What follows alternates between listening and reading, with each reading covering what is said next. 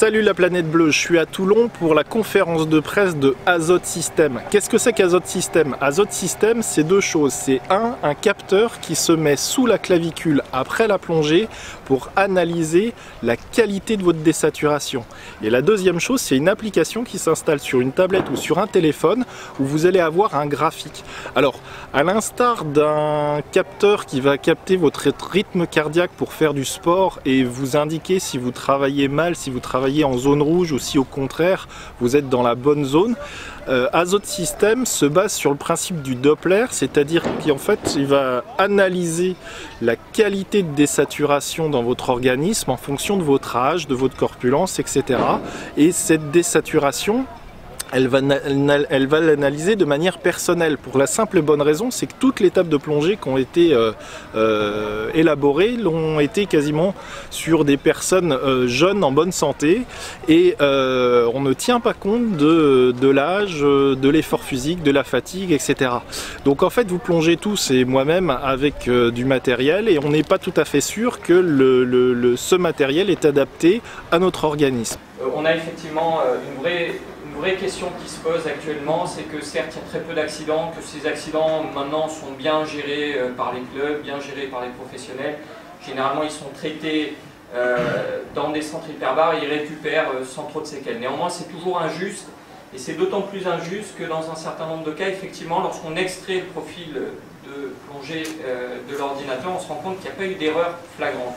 Pourquoi? Parce qu'on a oublié que ces procédures avaient été établies pour des populations témoins, et encore une fois merci à Toulon et à la marine qui a fait d'énormes travaux dans ce domaine-là. Cette population témoin, c'était des jeunes, homogènes, athlétiques, sportifs, militaires. Et en fait, on est en train d'extrapoler ces données sur une population hétérogène.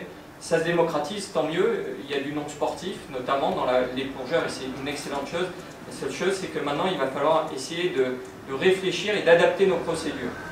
Les ordinateurs ont été indispensables, mais comme tu l'as si bien dit, les ordinateurs, malheureusement, donnent des informations quelquefois un petit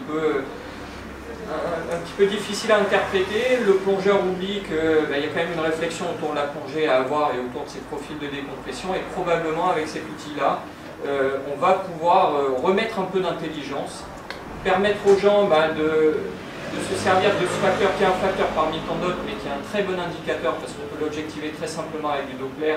Et jusqu'à aujourd'hui, malheureusement, il fallait un docteur pour faire le Doppler, et actuellement, on est quasiment en passe d'avoir un outil qui peut être utilisé par le tout venant. Eh bien, on aura une information forte en termes de prévention pour que les gens se remettent à réfléchir sur leur procédure de décompression, mais surtout adaptent leur profil et jouent sur d'autres facteurs pour éviter l'accident. Donc Azote System permet de contrôler ça. Vous allez placer le capteur après la plongée et si votre saturation est satisfaisante, vous n'aurez donc pas à modifier votre ordinateur ou changer de table de plongée. Cependant, si le graphique est insatisfaisant, que vous n'êtes pas dans la moyenne, vous allez pouvoir aller voir votre vendeur ou approfondir et régler les paramètres de votre ordinateur afin de durcir les paramètres de décompression et adapter la décompression à votre organisme. Ce que fait le système se déroule en deux étapes. La première étape, il s'agit de dire au plongeur si sa pratique génère beaucoup ou peu de bulles. Et ce beaucoup ou peu s'entend par rapport à une moyenne de population et pour une activité de plongée comparable.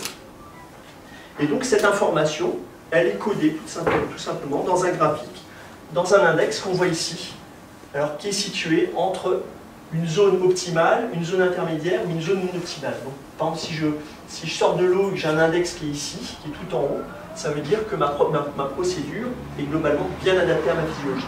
Et inversement, donc, premier aspect, c'est dire au plongeur, est-ce que ta pratique de la plongée, est-ce que tes procédures sont adaptées à ta physiologie personnelle. Et une fois qu'on a donné cette information, il y a un deuxième aspect qui est très intéressant, qui est le plus important, c'est de lui permettre de faire évoluer sa pratique. Effectivement, si j'ai un graphique qui est plutôt situé sur le bas, ce qui va m'intéresser, c'est comment je peux faire pour remonter mes moyennes. Et là, le plongeur va avoir accès à un simulateur où il va pouvoir tester différentes options pour améliorer sa pratique. Alors, ces différentes options, quelles sont-elles? Ça va être faire augmenter sa durée de palier. Ça peut être respirer de l'oxygène au palier. On sait que l'oxygène ne génère pas de bulles, contrairement à l'azote. Ça peut être éventuellement changer de gaz aussi respiratoire. On peut plonger, on peut amener le plongeur à plonger au trimix, à l'héliox, au nitrox. Et puis, autre aspect, et ça peut peut-être aussi concerner une part grandissante de la population qui est vieillissante et qui a envie de continuer la plongée. Ça peut être tout simplement de dire au plongeur, ben là, il faut peut-être songer à limiter ses plongées, l'engagement de sa plongée, donc éventuellement plonger moins profond et plonger moins longtemps pour conserver un niveau de sécurité qui est correct. Je trouve ça plutôt bien vu, je vais tester cette solution dans 2 semaines, je vous en dirai un peu plus, je ferai une vidéo avec le produit en image. En tout cas, la conférence était passionnante et à bientôt, au revoir.